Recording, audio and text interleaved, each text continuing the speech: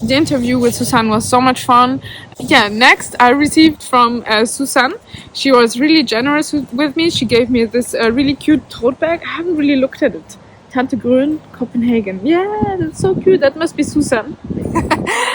This is so cute with the yarn and all the supplies. I like it. This is great. And I do have some leftover Gotland yarn at home, and it's a little bit, it's like 290 gram. It's not too much, like I needed something to pair it with, and I found these beautiful skeins, which is also Danish Gotland, if I understood it right, dansk pelsut. So Susanne told me it's Gotland. And so that's perfect to pair it with the gray. I have a dark gray Gotland color at home. This one is 25 meters more metrage on 100 grams than the yarn I have at home, but it should go well together.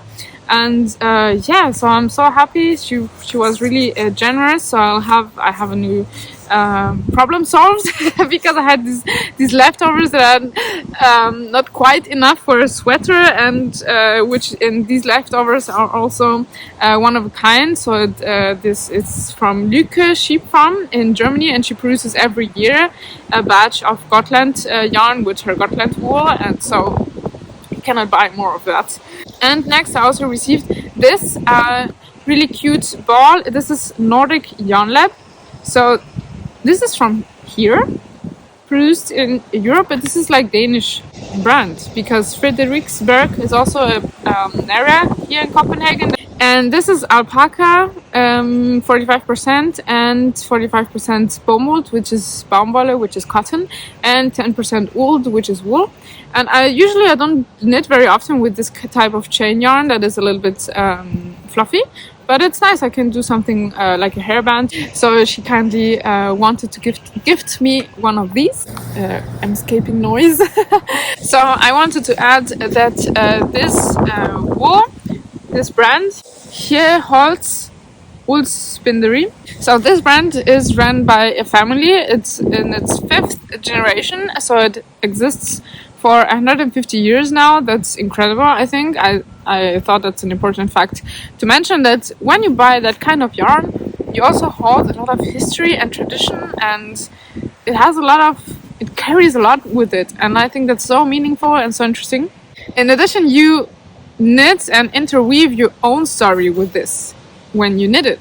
And so I think that's so crazy if you think about that. And Susanne also told me that there are only 2 wool mills left in Denmark, which actually is a lot because, as she said, there's only 6 million inhabitants in Denmark, so it's a really small country. And I don't remember exactly, but I think in Germany we have only 1 woolen mill left that's still running, or maybe none. If you know it more exactly, then write it in the comments. But as far as I know, there's only 1 left in Germany because the production has shifted, and yeah, we have to go back to handmade and do it yourself. More woolen mills. Yeah, so maybe I can add as a fun fact that approximately 10 years ago I did an internship in Launceston in Wales in England at the Natural Fiber Company. I spent 1 month there in the woolen mill.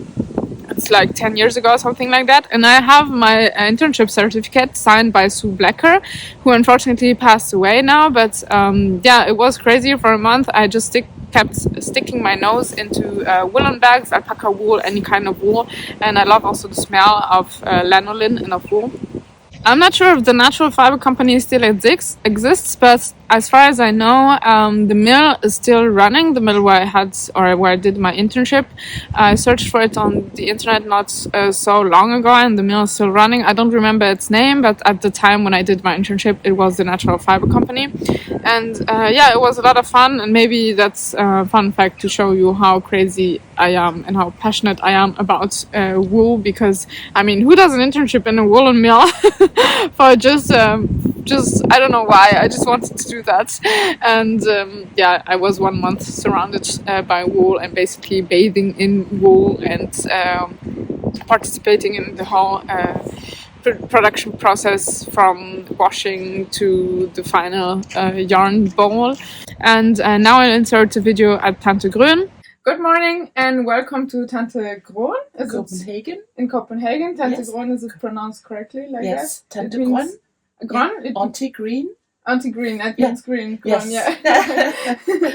So I'm really happy to be here with Susanne in her beautiful yarn shop. I'm Susanne, and I have this wonderful yarn shop. I would like to know, since when do you have this shop? This shop is from 2018.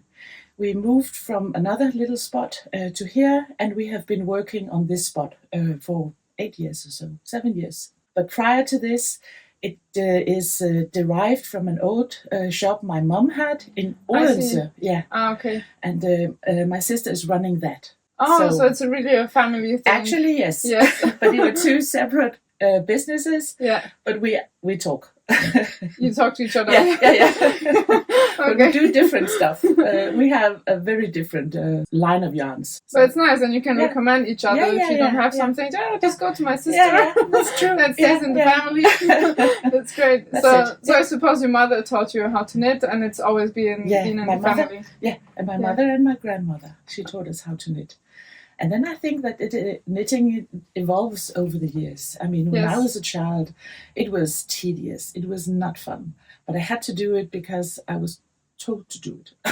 I see. And then when I was a teenager in the 80s, and those were the big woolly sweaters, and they were beautiful. I mean, they were easy to knit. It was needle size 10 millimeters. Can you imagine? Yeah, it's quick. You could do it in a weekend.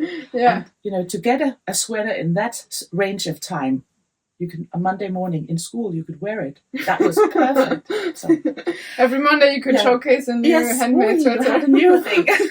Yeah. But it changed. And then it became smaller needles and also more intellectually challenging. You had to know to read a pattern and actually understand what was going on. You had to understand something about geometry. Yes. So over those years, things has developed, and the funniest thing that I know to do is actually the Stephen West knit-alongs. I think it is you like so that. fun. Yeah. To have just one clue, and you knit, and 1 week later the next little clue, and then do. Yeah, I think can it's imagine. fun. I have never done one, but I really like You these should, designs. because, Are really cool. And you always learn something new. There's Yes. also something always like a pattern that is very intricate, and you think, oh, I can never do this, but yes, you can. In the end, you do it. Yeah, that's gives you a sense of excitement, and that you manage to do something. And you actually look forward to the next clue. You see, what is he been thinking of? We have yarns from Isager. We have yarns from Hjelholt. You know, one of the two remaining wool mills in Denmark. I see. Yes, very, very, very nice family. We have yarn from Filcolana, and then we have yarn from our own brand. We tend to have yarns that we know where the good wool mills are. So we try to buy it from good wool mills, people who have responsible way of producing their goods. And one of them is this one, which is then Bøllefrø. Sure, yes. That is one of them. Another is a cotton version, which we have down here, 100-gram cotton version in a beautiful range of colors. That will then be Tante Grøn Copenhagen for Havblik. What does Havblik mean? A view of the sea. Meeresblik. Schön. The new line of yarn that we have been working on is going to be the Nordic Yarn Lab. And we try to make it as sustainable as we can. It's not always possible. Some things you have to have a little polyamide in order to make it more sustainable. Otherwise, it'll wear too soon. Tromsø, a very good cotton quality. We have a huge range of colors. Also melange colors that will come out like this in a knitted garment. A yak wool, and that one is called Calypso. A small Danish island. You have many islands in Denmark, no? Very many. And then we have Silkeblomst, which is for Tante Grøn, which is a mohair. We have the Avetta from Filcolana, but also the sock yarn, which is then the one that has a little polyamide. But I thought it would be fun, and I like to have it in neon colors, but also the dégradés and the multiple colors that could be available for this. The socks will come out like this. which is then a yarn that we have developed together with the wool mill that comes out like this. You should see this one. It's particularly beautiful. Yes, it has some tweed. Yeah, it has tweed. It's very thin, 350 meters per 50 grams. And let's see, it's called yelling. That's perfect for an undergarment or an extra layer, especially in this weather here. Very little. Like 250 grams is enough for a sweater. Super light. Yes, super light, and a nice range of colors. But we also have Snifnuk from Camarose. We have Evil from Rauma. We have Sunday Sadness. Thank you very much for this introductory tour. You really have a nice variety of yarns. So you've basically been in the woolly industry for your whole life. Can you say so? Or? Absolutely not. No? No. Tell me more. Because the wool shop, the old one, is not in this city. Okay. So I moved when I was young to here, and I worked at the Royal Library as head of section for international publications. Mm-hmm. And I was in that area. I started as a student, ending up as a head of section. And then I went on to the United Nations. I worked for the UN in an information center, which then closed and became regional hub in Brussels. Ah, okay. And we had children at that point. I did not want to go to Brussels. No. Yeah, Brussels is maybe Copenhagen is nicer. Yeah. I think there are more wool stores here. Yeah, yarn stores. That's an important argument. Yeah, that's an important one. Yeah. So, and then my mum wanted to retire, and that was like 20 years ago. So my sister and I took over the old one in Odense, and I commuted for quite some time. Yes. But at some point it became too much. So I thought, okay, this is when I opened the Tante Grøn Copenhagen here. And what are the biggest changes that you have noticed in the past couple of years in the knitting style, or what people like to knit, or in the industry in general?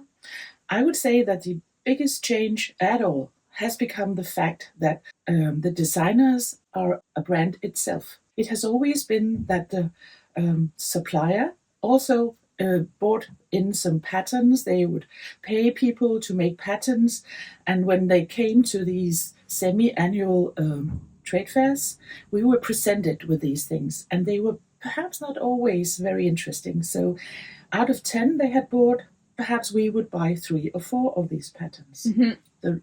The 6 others were never used. I see. Perhaps anybody ever used it. And that has changed, because now the patterns are made from the person who presents it on Instagram, and it has a fair chance to everybody. So you think like making knitting patterns and knitting in general has democratized a little bit, or has become more popular? It has become more. That's another thing. The fact is that the designers have stepped up like that, has made it so much easier for us, because people come into the shop, say, I want to make this and that, and I would like to do it in this yarn. Do you have it? And we say yes. Most of the time. Or we also ask if they would, accept to be knitting in a different type of yarn. You don't have to replicate it exactly. But no, but you can change colors, or you can do in a different yarn, as long as it becomes the same.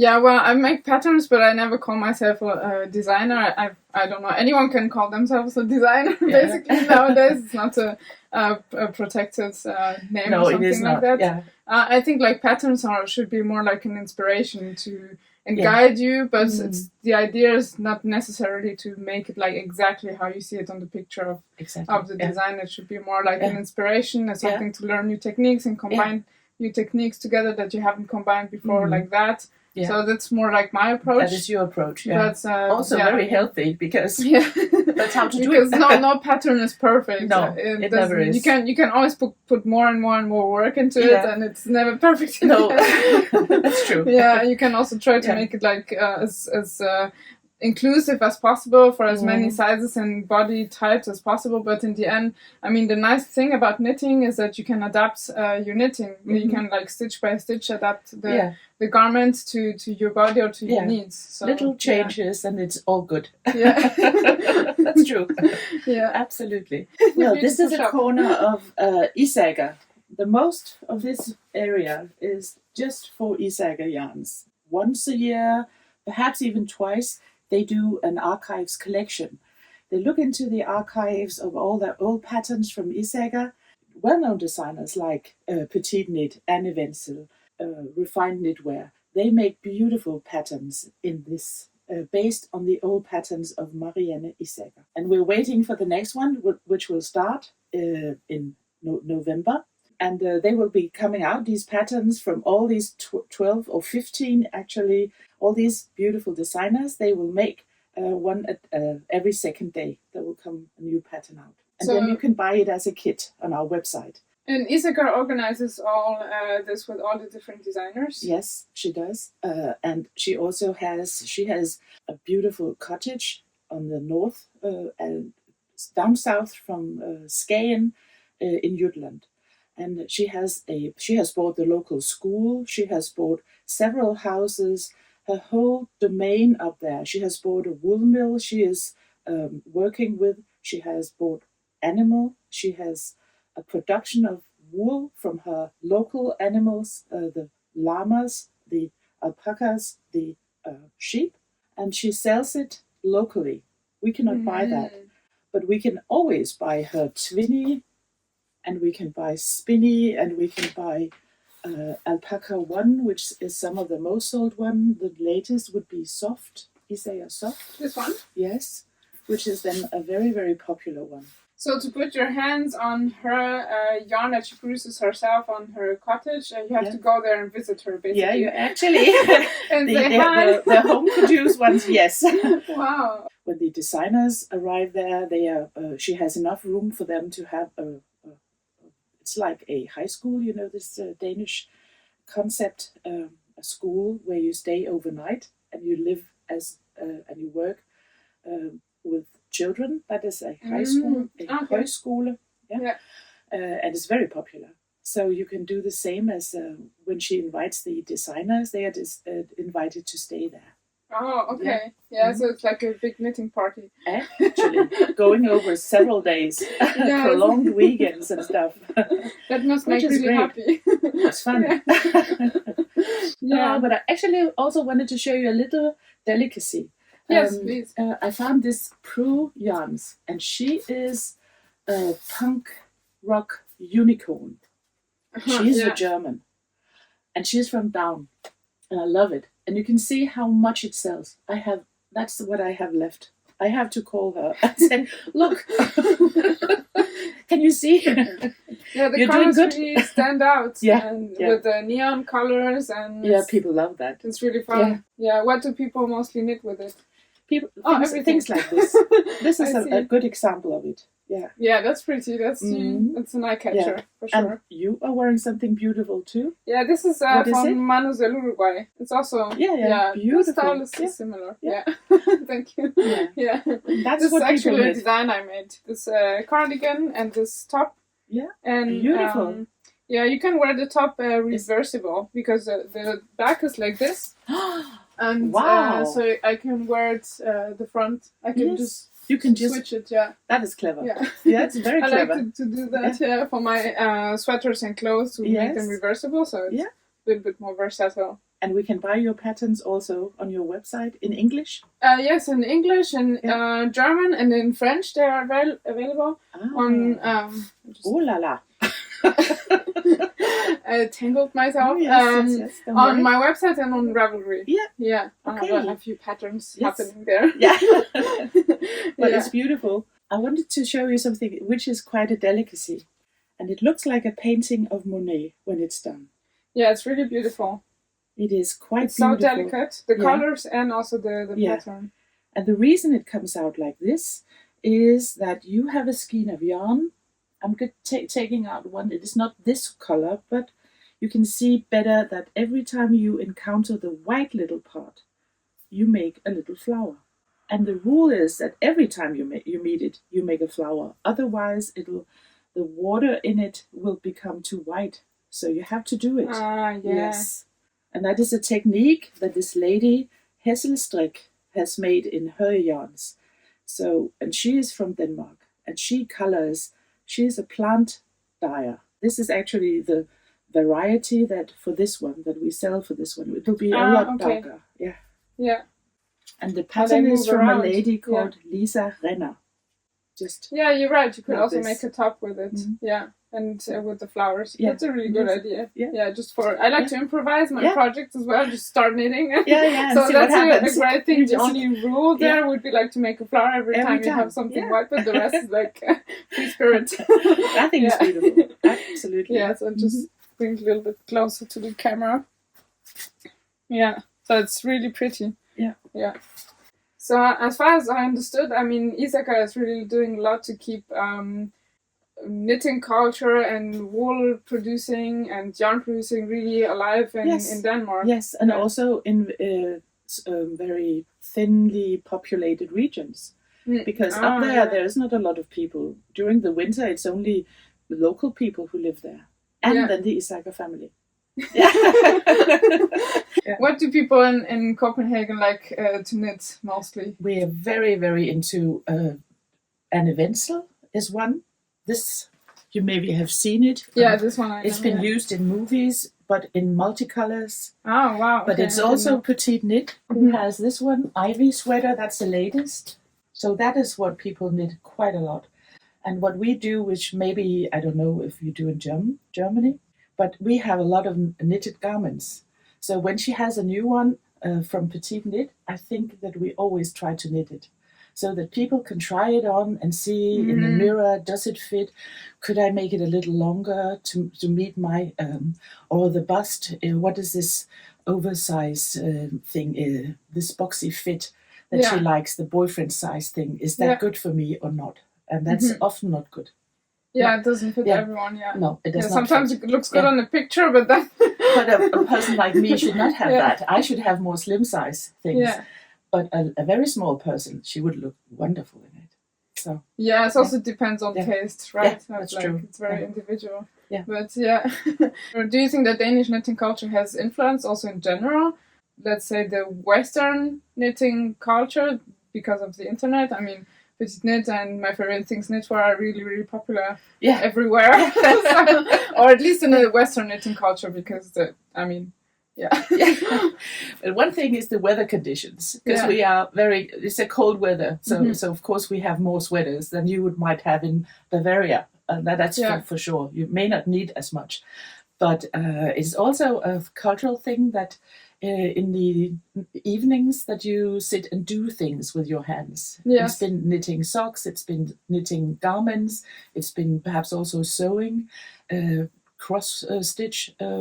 So that's a tradition, I think, that has been kept on in the Scandinavian countries for a much longer period than in the south, perhaps. Yes, due to weather conditions. That's why we have never ever lost that little feeling, the wanting to do something with our hands. I can imagine. Do you call it somehow? Does it have a name or? You know the word hygge. I learned it yesterday. In Norwegian, they would say it is kose. Kose. Not to for the island of Kos, but kose, which is also hygge. It sounds more like cozy. So is it similar? Yeah, it's similar. In German we have gemütlich. Gemütlich, Let's machen wir uns gemütlich. Right. Das kann ich schon. It has been a really nice interview, and what I would like to know is if you have an anecdote that you would like to tell us. I mean, I don't know this area of Copenhagen. It's my second day in Copenhagen, so I suppose that this area has some kind of special character to it. And is there like an anecdote you would like to share, either something heartwarming or something funny that has happened in your shop, or something someone brought something, or I don't know, something you'd like to share? Well, we have become rather much of a gathering point here. We have weekly knit nights. And I ask people who are tourists, and I also write it on our website that they can ask in the shop. We have 14 chairs. And most of them are then occupied by the local ladies, but sometimes there are 3-4 chairs open, and then I ask tourists to come in. Please come and say hi and be part of us. Yes. Show us what you knit. So that is sort of has become very popular among this regular group. It's much the same people that come. They have been coming for around 7-8 years all the time that I have this store. Yeah. And they like to speak English. They love to see, there's a lady from Germany. Here's one from France. Here's one from England. And they get to practice and they get to see what you knit. Yeah. And that is a good exchange of cultures. Very that's incredible. Yeah, that's a good thing. Yeah, it's healthy, of course, for sure. That's certainly so. And, not many shops do this because it takes a lot of time to organize this. But I think it's very important that we open up for people to come in and be part of it. Yeah. So that's one thing that I would recommend, that if you are in the area, please just give us a ring or email us and say, is there room for us tonight? And I will look in the book quickly and say yes. I'll try to say yes at least. I would love that. Yeah. Yeah, I have noticed Danish people. I mean, I arrived yesterday at 7 a.m. in the morning. Yeah. I've noticed Danish people are really open and really, really warm people, and that's super nice. Yeah, mostly. And also many understand German. Also speak German. Wie du sprichst perfekt Deutsch. Ja, nee, das ja nicht. Aber ich habe ja Glück. Ich habe eine Schwiegertochter aus Deutschland. Ja. So, deshalb kann ich auch viel üben. Ja. Und es kommt auch ganz viele Touristen hier hin und danke, dass ihr gern kommen. Aber deshalb übe ich mich. Ja. Jeden Tag. Und die Schwiegereltern auch. Also wenn die zu Besuch kommen, dann auch. Dann auch. Ja. So, wir haben viel Glück damit. Ja. Aber das ist toll, dass in Dänemark und Kopenhagen die Menschen so offen sind und gerne Touristen empfangen und sehr viele Sprachen sprechen. Und das ist ein tolles Gefühl. Ja, wir sind ja so ein kleines Land. Wir sind ja nur 6 Millionen, das ist nicht viel. Und deshalb muss man ganz einfach Sprachen lernen. Das ist sehr, sehr wichtig. Ja. Dann kann man mit jeder reden.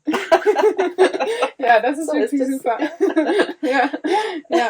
Ja, ich spreche zum Beispiel noch Spanisch, weil meine Mutter kommt aus Mexiko. Ah, okay. Ja, genau. Ja. Ich bin in Frankreich aufgewachsen, deshalb spreche ich Französisch. Ja. Und dann ist es eine... Et voilà, ma petite...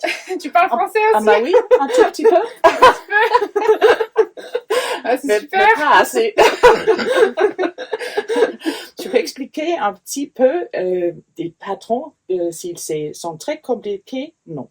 Ah, mais tu peux vendre de la laine en français, ça c'est parfait. So Danish people are really smart. Susanne is really smart. No, I'm not. I'm just lucky. Can jump from one language to the other. That's a lot of fun. I enjoy it because I grew up with 3 languages, so it's a lot of fun for me to jump from one language to the other. The thing is, so it's like music to my ears. It's saying in German. I don't know if it's saying in English. But if I hear that someone is there's like open knitting nights like that, and also welcomes tourists, and it's really open-minded. So that's a great thing. Something I've noticed here a lot, and people like to hug each other. That's also really nice.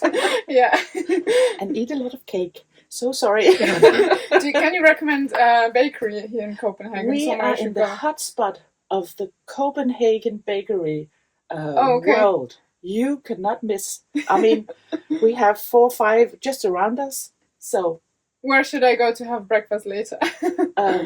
I think you should go to either Holmes, Booker, or the just across the street, Van Havn. Okay. All 3 have good breakfast, and it's like you can see them from here. You can see your lunch, like lunch. We go there. Perhaps I may not say this, but perhaps every day is not a wrong word. We buy bread for lunch. Yeah, sure, why not? Of course. And if they're this good, then it's really a treat. Yeah. So you have to treat yourself every day with good bread and good yarn. Yes, that's your philosophy. And good people, please come in.